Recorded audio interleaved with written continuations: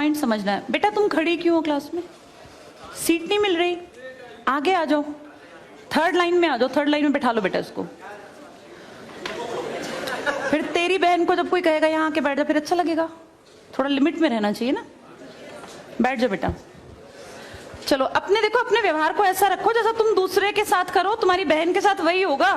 यहाँ नहीं, जहां वो कॉलेज में जाएगी वहां होगा, बस में होगा, ऑटो में होगा। समाज सबसे मिलके बनता है। तुम घटिया हो ना किसी के लिए, तो तुम्हारी बहन के लिए 100% कोई ना कोई घटिया। भगवान जो है कर्मा रिटर्न्स बैक है, ये सीधी थ्योरी है ये। और ये मैं अपने लिए भी मानती हूँ, मैं अपनी बेटी के लिए भी मानती हूँ। मैं जैसा कर रही हूँ ऐसा ही मेरे साथ होगा या मेरे घर वालों के साथ। तुम जैसा कर रहे हो ऐसा तुम्हारे भाई बहनों के साथ होगा ही होगा। हम किसी भी बेटी के साथ गलत करेंगे ना, तो अपने आप को इसके लिए तैयार रखना कि मेरी बहन भी पढ़ने निकलेगी। आज छोटी है तो कल निकलेगी। चाचा की बेटी, मामा की बेटी, ऐसा नहीं कोई घर में रिश्ते ही ना हो, माँ भी तो होगी। जैसा तुम कर रहे हो ऐसा तुम्हारी माँ के साथ जरूर घटित हुआ होगा। अब तुम कर रहे हो। बड़े अच्छे कई एड्स हैं, उसमें एक जवान लड़का ना सीटी बजा रहा होता है, तो उसकी माँ, देखा तुम लोगों ने वो, उसकी माँ कहती है बेटा मत कर। तुम्हारी उम्र का था वो लड़का, उसकी माँ लगा लो मेरी एज की, मुझसे 2-4 साल बड़ी होगी, क्योंकि जो बच्चे 20 के हैं उनके माँ 40-45, उनकी माँ 45 साल तक की होती हैं।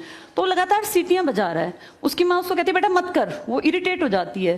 तो फील करता है कि मेरी माँ ऐसा क्यों, मतलब क्यों चिढ़ रही है सीटी बजाने से, घर में बैठ के बजा रहा था सीटी। तो उसकी माँ को याद आता है कि जब मैं रोज बस स्टॉप पे जाती हूँ, 45 साल की अधेड़ उम्र की एक औरत, एक घटिया लड़का, मतलब ऐसे नहीं होते बिल्कुल ही घटिया जिनकी परवरिश हो, वो रोज उसको परेशान करता है, उस 45 साल की औरत को।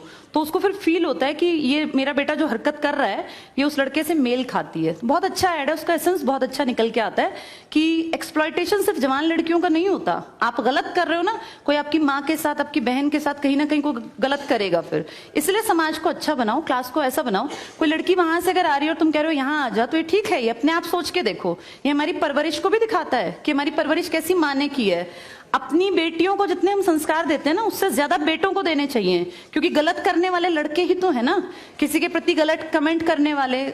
ये ठीक नहीं होता।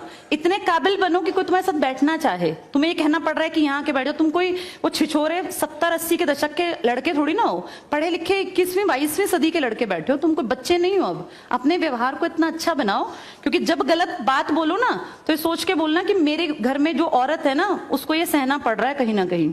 तुम ही लोगों ने समाज बना रखा है, इसको घटिया बना लो चाहे अच्छा बनाओगे तो पूरा समाज अच्छा बन जाएगा। घटिया बनाओगे तो तुम्हारी माँ को भी 100% सुनना पड़ता होगा, क्योंकि ये कर्म है, ये किसी को नहीं छोड़ते। तुम सबको चार दीवारी में नहीं रख पाओगे। तुम्हारी माँ को भी कहीं ना कहीं बाहर निकलना पड़ता है, चाहे वो मार्केट सब्जी लेने जाती हो, गांव में रहते हो तो गली में तो निकलती है ना, उसको भी सुनना पड़ता होगा, क्योंकि समाज बनाने वाले तुम ही लोग हो।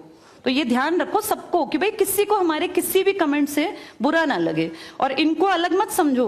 जैसे तुम्हारी बहनें ऐसी ये हैं, पसंद आना कोई अलग बात होती है, पर व्यवहार अच्छा रखना चाहिए। तुम्हारी परवरिश अच्छी माने की है, कम से कम ये दिखा के चलना। चलो ये टॉपिक